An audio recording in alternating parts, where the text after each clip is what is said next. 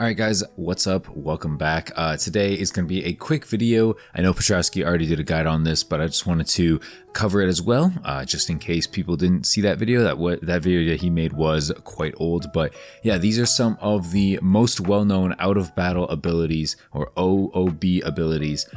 Basically just like, not even secret, not even hidden, but just like abilities that you probably didn't realize mattered to the extent to which they do. So let's talk about some of the main big ones, I guess. And basically, you know, just so you know, you have to be leading your party with this Pokemon. So it has to be first up, like on the top of the slot. So otherwise the ability won't count. And you'll know because it'll say on the top left, like Synchronize, Q-Charm, etc, etc. So the first one that you're going to want to use is Arena Trap, Illuminate, No Guard, or Swarm.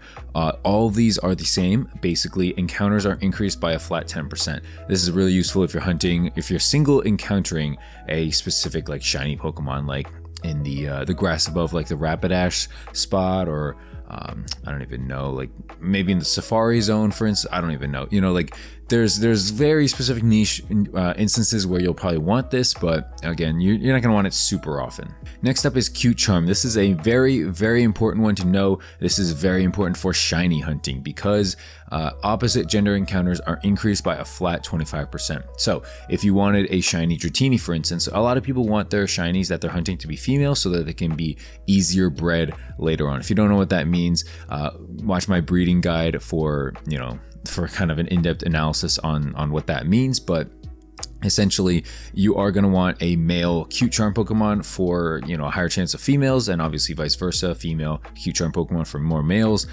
This is also very useful for hunting specific Pokemon. So like, I think like starters, for instance, Oshawott, Charmander, Bulbasaur, you know, females in general are largely worth maybe double the amount like a male Pokemon is worth. So if you're single encountering some of those Pokemon, you may want to lead your party with a Q-Charm Pokemon and then later switch to catch it.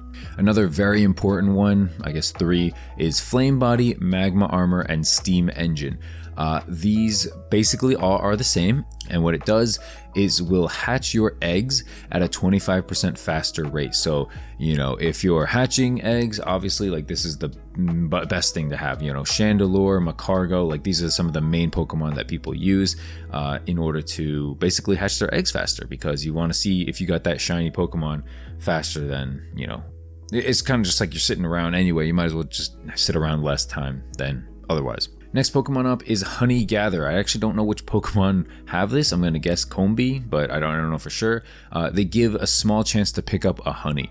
You know, for I don't know who uses honey. I personally don't use honey, so I don't know. It's not really for me, but you know, if you're going for something specific with honey for selling, for money making, then that's what it is. All right, next up is Hustle, Pressure, and Vital Spirit. All of these are going to attract higher level enemies. So this is, I believe this is going to be useful if and only if you're going for something that can only be like at a certain level. So for instance, if you're at a spot where there's like Grimer and Muck and you only want to see Muck, maybe for Toxic Orbs, for instance, you would run Vital Spirit or Hustle or Pressure at a level like 37 Pokemon, and then you'd only encounter level 38 Muck. That would be the kind of like the idea there.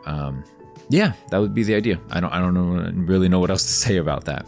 Intimidate and Keen Eye are the next ones. These basically will repel some of the lower level enemies. So if you don't want to pop a repel, you know, you can kind of lead your Pokemon with an Intimidate, and you know, you might get a little fewer encounters. I actually don't know the testing for that. That might be an interesting video to work on at some point. This next ability is huge. It is Pickup, okay? This is the Payday Pickup Meowth combo that everybody uses. Basically, there's a small chance for the lead party member to end up picking up a random item. It obviously depends on where you're, you know, hunting at. So if you're at like the Dratini spot, for instance, you might pick up like a Dragon Scale. You won't pick up a Dragon Scale if you're hunting at like, I don't know, Mount Ember or Kindle Road, for instance, you know. So Pickup is very important in money making. Don't sleep on the Payday Pickup method. Sandveil. Encounters are reduced by a flat 25% in sandstorm overworld weather. Very specific. You're not going to be in sandstorms super often, so you don't really need this.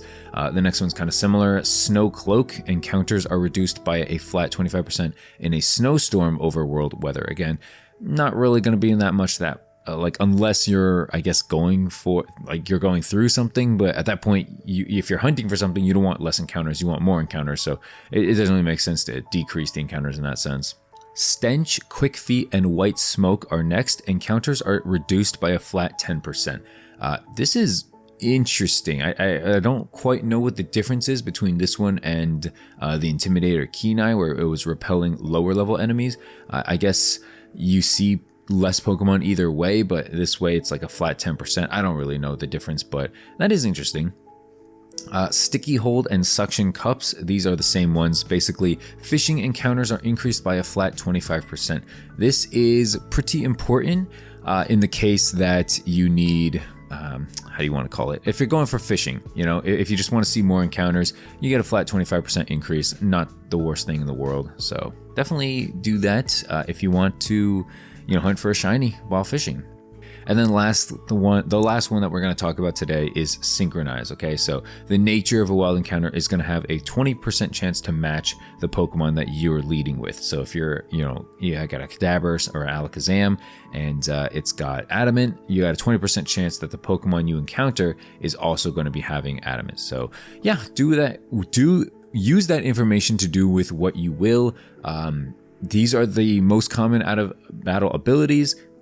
Excuse me, and again, I'll leave a link in the description to basically the text guide so that you can see through and kind of understand all of them for yourself. But hopefully this video was helpful. Again, I know Petrowski made a similar video, but that was kind of a long time ago, and it was also, I think, kind of lost in the shuffle. So just want to make an updated version.